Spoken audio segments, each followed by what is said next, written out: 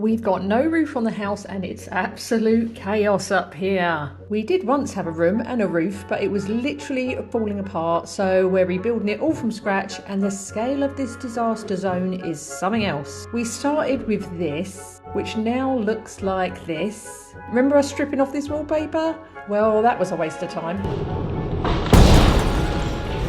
It was at this moment that he knew. He fucked up. In the last part, our builders completely removed our roof and it was everywhere. The skip was overflowing, but another one soon arrived, so the next part of this mammoth project could begin.